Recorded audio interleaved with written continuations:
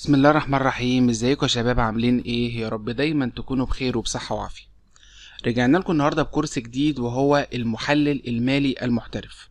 في ناس كتير الفترة اللي فاتت طلبت مني ان انا اعمل لهم كورس عن التحليل المالي، لان في ناس جالها وظايف ان هي تشتغل محلل مالي او ناس عندها الرغبة ان هي تكون محلل مالي. المحلل المالي ده ببساطة هو بيقيس اداء الشركة، يعني بيقولك الشركة دي ادائها كويس ولا ادائها وحش.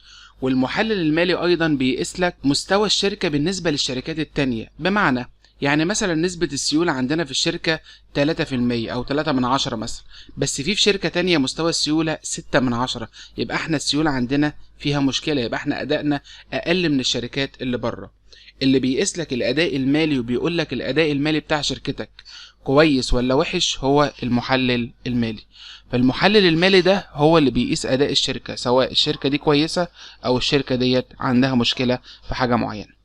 المحلل المالي لما بيجي بيقيس اداء الشركة بيعتمد على حاجة مهمة جدا، وهي اسمها النسب المالية. النسب المالية ديت هي المحاسب المالي او المحلل المالي من خلالها بيقدر يقيس اداء المنشأة داخل الشركة. ايه النسب المالية دي بقى؟ تعرفها ايه؟ تعالى كده بقى معايا مع بعض نبدأ واحدة واحدة. يعني ايه كلمة نسب مالية؟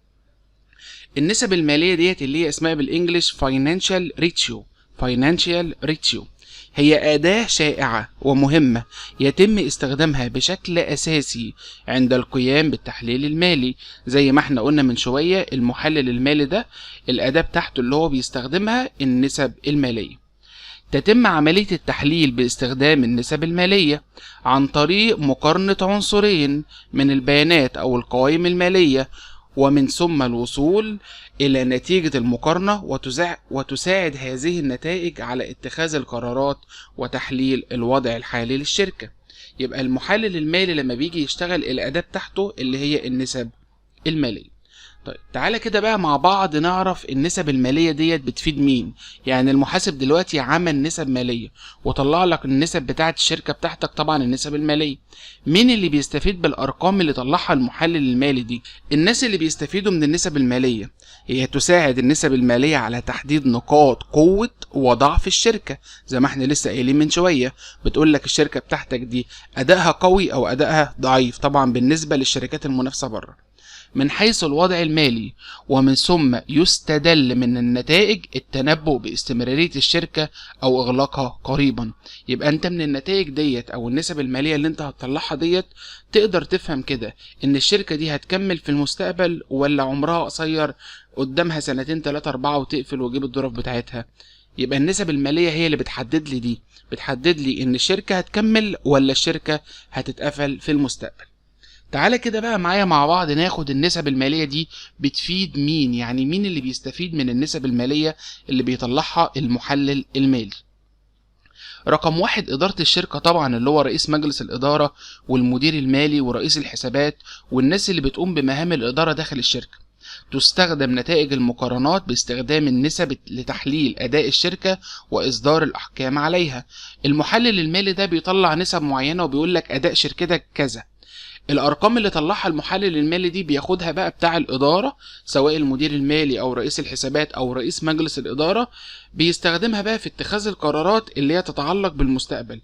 يبني قراراته بناء على النسب الماليه اللي طلعها المحلل المالي. طبعا احنا هنا بنتكلم على القرارات الماليه فقط، يعني اي قرار مالي فقط. تاني واحد بيستفاد برضو من النسب المالية اللي بيطلعها المحلل المالي المستثمرين، الناس اللي هي جاية تحط فلوس في الشركة، او الناس مثلا اللي جاية تشتري اسهم في الشركة. هي في مستثمرين ممكن يشتروا اسهم في شركة وشركة تانية لا. المستثمرين لما بييجوا يشتروا اسهم في الشركة طبعا ما بيدفعوش فلوس كده وخلاص، بيروحوا يشوفوا النسب المالية والاداء المالي بتاع الشركة دي. لو الاداء المالي بتاع الشركة ده كويس او الشركة دي قوية، طبعا بيشتروا فيها اسهم وبيدفعوا فيها فلوس. انما لو الاداء المالي او القوة بتاعت الشركة ديت مفيش قوة فيها او ضعيفة، طبعا ما بيشتروش وما بيدفعوش فلوس. يحتاج المستثمر الى ضمانات او على الاقل اثباتات بان استثماراته في محلها الصحيح.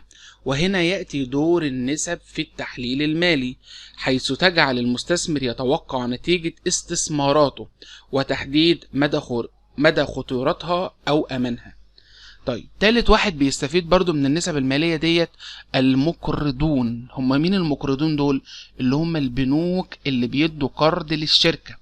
طبعا ينفع يكون الشركة أدائها المالي ضعيف أو الشركة ديت مهددة بالانغلاق في المستقبل والشركة تديها قرض طبعا، أو البنك يديها قرض طبعا لأ. لأن ليه بقى؟ لأن دلوقتي المقرضين أو البنك دول عايزين يضمنوا حقهم في الفلوس، لأن بيديلك فلوس بيبقى عايز ياخدها منك بعد كده بالفوائد بتاعتها.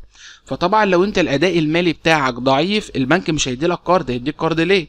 فطبعا المقرضون اللي هم البنوك قبل ما بيدولك القرض بيروحوا يبصوا على الأداء المالي بتاع الشركة بتاعتك، وبناء عليه بيقرروا هيدولك القرض ولا لأ. قبل إقراض الشركة سواء من البنوك أو المقرضون بأي صورة تظل هناك الحاجة إلى ضمانات السداد أو القدرة عليها في المستقبل على الأقل. يبقى احنا كده في المحاضرة الأولى درسنا دور المحلل المالي بيعمل ايه بالظبط، اللي هو بيقيس أداء المنشأة وبيقول لك المنشأة دي قوية أو ضعيفة عن طريق حاجة اسمها النسب المالية، وخدنا تعريف النسب المالية، وخدنا بعد كده هم مين اللي بيستفيدوا بالنسب المالية دي. قلنا 3 حاجات مهمين جدا بيستفيدوا بيهم النسب المالية: إدارة الشركة، المستثمرين، المقرضون. طب ايه هي بقى النسب المالية وازاي المحلل المالي بيستخدم النسب المالية دي عشان يقيس اداء او قوة المنشأة؟ استنونا بقى في المحاضرة الجاية ان شاء الله. هناخد اول حاجة في النسب المالية اللي بيقوم بيها المحلل المالي عشان يقيس قوة او ضعف المنشأة. لو انت عجبك الفيديو ده ما تنساش تعمل اشتراك في القناة وتفعل زر الجرس عشان اول لما ننزل فيديو جديد يجيلك اشعار بيه وتستفيد ان شاء الله.